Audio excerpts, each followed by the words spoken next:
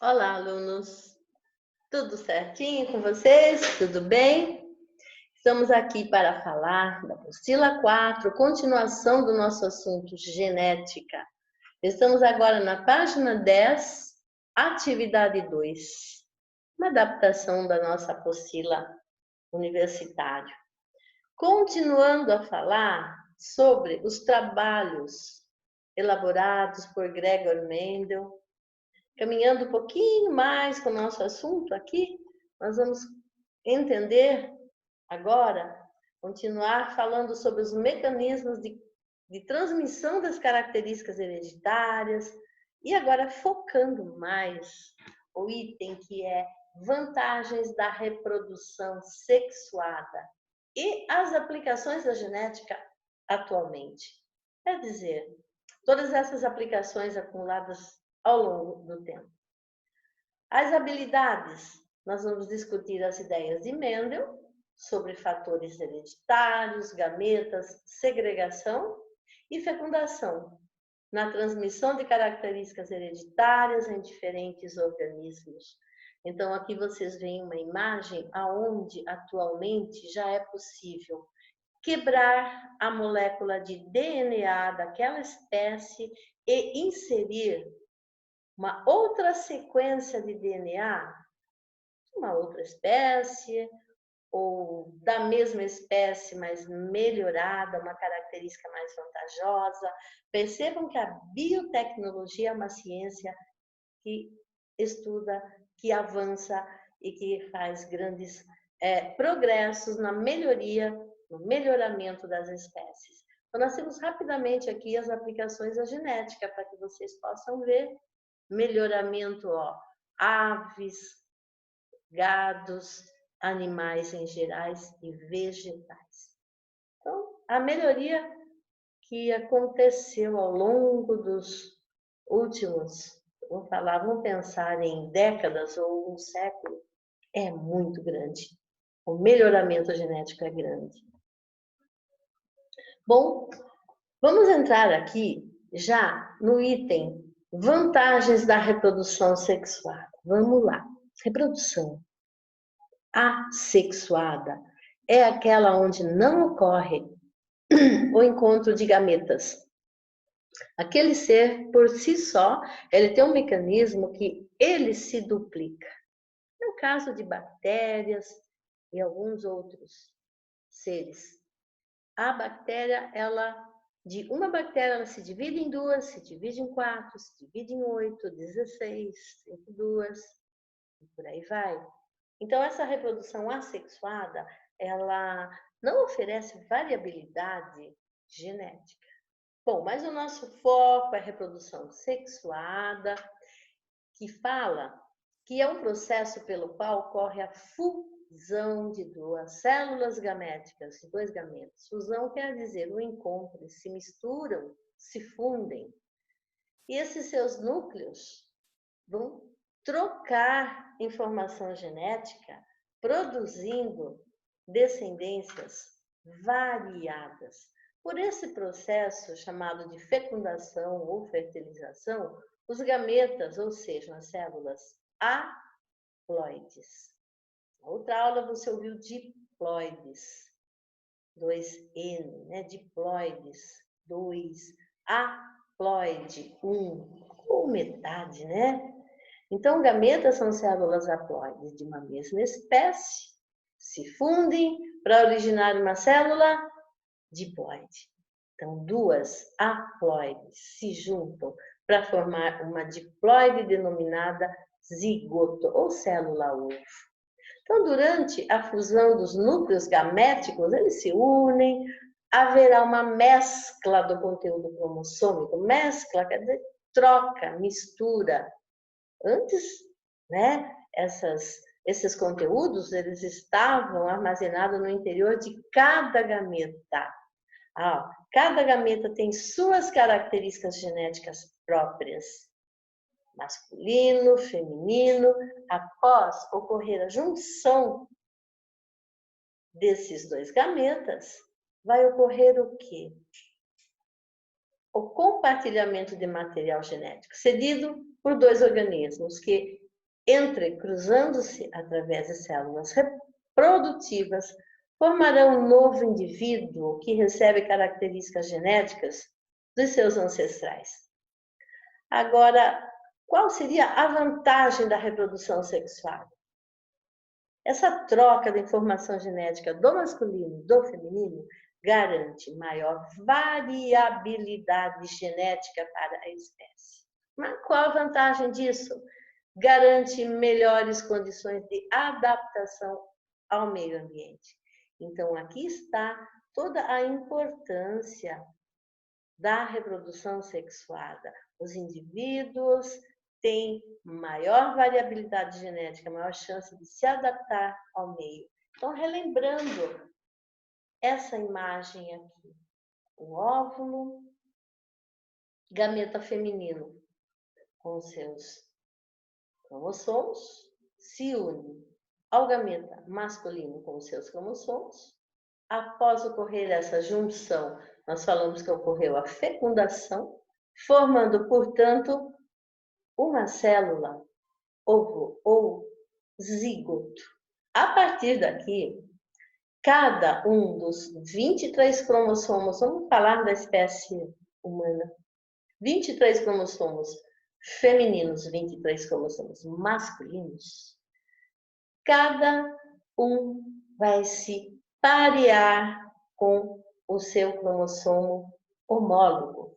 O número 1, feminino, vai se unir, vai ficar próximo do número 1, masculino. O número 2, o cromossomo homólogo, 2 vai se unir ao cromossomo 2, feminino e masculino estarão juntos. E assim até chegar no 23º par de cromossomos. Após eles se organizarem dentro do zigoto, vai começar uma intensa atividade de reprodução de células. Então, aquele ser inicialmente formado por 2 espermatozoides, um zigoto, vai passar a ter muitas milhares de células para formar um novo ser. E as aplicações da genética hoje? Olha, as aplicações da genética hoje são muitas. O processo de evolução ou de descobertas dentro da genética é muito grande. Então, nós vamos falar alguns para vocês. Prevenção e tratamento de doenças. É possível prevenir certas doenças características ou comuns dentro daquela população, dentro daquela família, através de um aconselhamento genético, onde é retirado o material genético do embrião, do feto, geralmente embrião, né? Para entender a sequência daquelas bases nitrogenadas, ou seja, as partinhas que formam o DNA, e entender se aquele futuro ser vai ser portador daquela doença que é muito comum naquela família e fazer uma intervenção, corrigir o problema. Terapia gênica, substituir genes doentes por genes sãos, sadios, ou até eliminar genes doentes. Intervenção terapêutica, definidas de acordo com o perfil genético do doente, né? O que faz seria a probabilidade de melhorar aquele problema comum naquele paciente.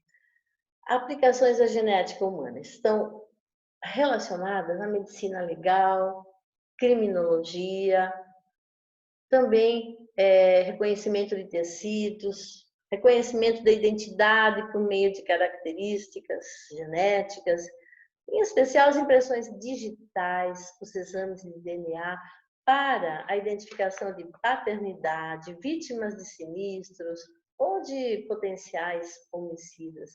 Então, aqui nós temos uma área muito interessante da genética que desvenda mistérios, dúvidas, assassinatos, melhoramento animal e vegetal, iniciada lá com a genética de Mendel, para vegetal, né? Então, hoje temos a produção de organismos geneticamente modificados e os transgênicos. Então, aqui é um assunto muito amplo. Qualquer um deles é um assunto muito amplo. E se você gostar desse tema, você entra na internet, em um link, você pesquisa na apostila, também tem resumos sobre essas aplicações. Você vai verificar que o melhoramento genético ele existia, nossa, desde a época de antes de Cristo, quando as pessoas iam escolhendo os animais maiores, as galinhas que eram melhores poedeiras, os animais de maior porte para maior produção de carne, leite. Então, o melhoramento genético ele existia antigamente no olhômetro. Olhava e ia selecionando, pegava o melhor macho para cruzar com a melhor fêmea e obter assim descendentes geneticamente melhores para transmitir a característica para os seus descendentes. Mas hoje temos a biotecnologia que mexe, altera o nosso DNA, insere características vantajosas para uma produção melhor daquele produto. Então, outra associação dessa ciência é com relação às epidemias. Olha lá, um caso bem comum, né? Bem do momento. Sequenciamento do DNA do vírus Covid. A partir do sequenciamento do vírus Covid, eles entenderam todos os processos pelos quais esse vírus se reproduz, se dissemina no espaço, por que ele ataca determinados órgãos. E depois disso, lógico, né? O próximo passo é uma vacina. E também toxicologia. Bom, vamos ver aqui uma atividade, né, minha gente? Você tem aí um teste. O papel da reprodução sexuada na evolução e diversidade das espécies é, dentre outros fatores, o quê? Garantir o aumento da variabilidade genética da espécie, tendo assim melhores condições de adaptação ao ambiente. Garantir a diminuição da variabilidade genética. Ficou ruim, né? Garantir a transmissão de características genéticas de um indivíduo para seus filhos. Então, ó, aqui está falando de reprodução sexuada. Então, garantir a transmissão de características genéticas do indivíduo para os seus filhos, essa frase ela é correta, mas não se encaixa ao que está pedindo. Papel da reprodução sexuada. Tá? Então, essa C também está fora. Inibir a transmissão da... Nossa, inibir a transmissão. Nada a ver, né? Então, você assinala aquela que mais está de acordo com o nosso slide anterior que mostra as vantagens da reprodução sexual. Bom, vem uma perguntinha aí para você responder. Todos os filhos devem ser parecidos com os seus pais? Devem ser, é o que fala. Devem ser? Sim ou não? Por quê? Aí se justifica. Alunos, muito obrigada pela atenção, pelo carinho. Se você assiste os vídeos da Escola João Salto, deixe o seu like. Para nós é importante perceber que o aluno assiste. Então, um abração bem grande, até um outro dia, beijos no coração.